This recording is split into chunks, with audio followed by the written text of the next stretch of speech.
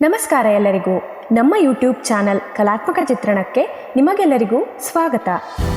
ಅಶ್ವತ್ಥಾಮ ಮಹಾಭಾರತದ ಅತ್ಯಂತ ರಹಸ್ಯಮಯ ಪಾತ್ರಗಳಲ್ಲಿ ಒಬ್ಬ. ಕೆಲವರು ಹೇಳ್ತಾರೆ ಅವನು ಇನ್ನೂ ಜೀವಂತವಾಗಿದ್ದಾನಂತೆ. ಇದು ನಿಜನಾ? ಅವನ ಕಥೆ ಏನು? ಈ ರಹಸ್ಯವನ್ನು ತಿಳಿಯಲು ಅವನ ಜನ್ಮದಿಂದಲೇ ಆರಂಭಿಸೋಣ. ಅಶ್ವತ್ಥಾಮ ಮಹಾನ್ ಗುರು ದ್ರೋಣಾಚಾರ್ಯ ಮತ್ತು ಅವರ ಪತ್ನಿ ಕೃಪಿಯ ಮಗ. ಅವರು ಬಡತನದಲ್ಲೇ ಬದುಕ್ತಿದ್ರು. ಒಮ್ಮೆ ಚಿಕ್ಕ ಇರುವ ಅಶ್ವತ್ಥಾಮನು ಹಾಲು ಕುಡಿಯಲು ಕೇಳಿದ. ಆದರೆ ಅವರ ಬಳಿ ಹಾಲು ಕೊಡಲು ಕೂಡ ಆಗ್ತಾ ಇರಲಿಲ್ಲ. ಅದನ್ನು ನೋಡಿದ ದ್ರೋಣಾಚಾರ್ಯರಿಗೆ ತುಂಬ ನೋವಾಯಿತು. ಅವರು ತಮ್ಮ ಮಗನಿಗಾಗಿ ಉತ್ತಮ ಜೀವನ ಕೊಡಬೇಕು ಎಂದು ನಿರ್ಧರಿಸಿದರು. ನಂತರ ದ್ರೋಣಾಚಾರ್ಯರು ಹಸ್ತಿನಾಪುರಕ್ಕೆ ಹೋಗಿ ಪಾಂಡವರು ಮತ್ತು ಕೌರವರಿಗೆ ಯುದ್ಧದ ಕಲೆಗಳನ್ನು ಕಲಿಸಿದರು. ಅಶ್ವತ್ಥಾಮನು ಬಾಲ್ಯದಿಂದಲೇ ಅತ್ಯಂತ ಶಕ್ತಿಶಾಲಿ ಯೋಧನಾಗಿದ್ದ.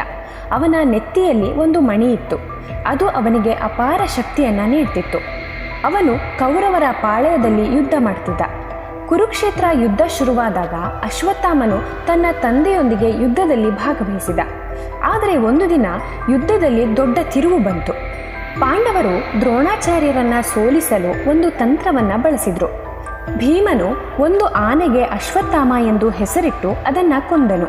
ನಂತರ ಅವರು ದ್ರೋಣಾಚಾರ್ಯರಿಗೆ ಅಶ್ವತ್ಥಾಮ ಸತ್ತ ಎಂದು ಹೇಳಿದರು. ದ್ರೋಣಾಚಾರ್ಯರು ಇದನ್ನು ನಂಬಲಿಲ್ಲ. ಆದರೆ ಯುಧಿಷ್ಠಿರ ಎಲ್ಲರೂ ಅಶ್ವತ್ಥಾಮ ಸತ್ತನು ಎಂದು ಹೇಳಿದರು. ಆದರೆ ನಿಧಾನವಾಗಿ ಅದರ ಜೊತೆ ಆನೆ ಎಂದು ಕೂಡ ಸೇರಿಸಿದ. ದ್ರೋಣಾಚಾರ್ಯರು ಇದನ್ನು ಗೊತ್ತಿಲ್ಲದೆ ದುಃಖದಿಂದ ತಮ್ಮ ಆಯುಧಗಳನ್ನು ಅಲ್ಲೇ ಬಿಟ್ಟರು. ಅದೇ ಕ್ಷಣದಲ್ಲಿ ಅವರನ್ನು ಕೊಲ್ಲಲಾಯಿತು. ಈ ಸುದ್ದಿ ಕೇಳಿದ ಅಶ್ವತ್ಥಾಮನು ಕೋಪದಿಂದ ಉರಿದೋದ.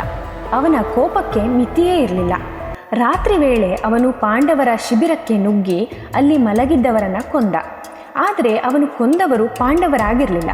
ಅವರು ಪಾಂಡವರ ಮಕ್ಕಳು ಉಪಪಾಂಡವರಾಗಿದ್ದರು. ಇದು ಮಹಾಭಾರತದ ಅತ್ಯಂತ ದುಃಖಕರ ಘಟನೆಗಳಲ್ಲಿ ಒಂದು. ಇದರಿಂದ ಕೃಷ್ಣನಿಗೆ ತುಂಬ ಕೋಪ ಬಂತು. ಅಶ್ವತ್ಥಾಮನು ನಂತರ ಬ್ರಹ್ಮಾಸ್ತ್ರವನ್ನು ಬಳಸಿದ. ಅರ್ಜುನನೂ ಕೂಡ ಪ್ರತಿಯಾಗಿ ಅದೇ ಅಸ್ತ್ರವನ್ನು ಬಳಸಿದ.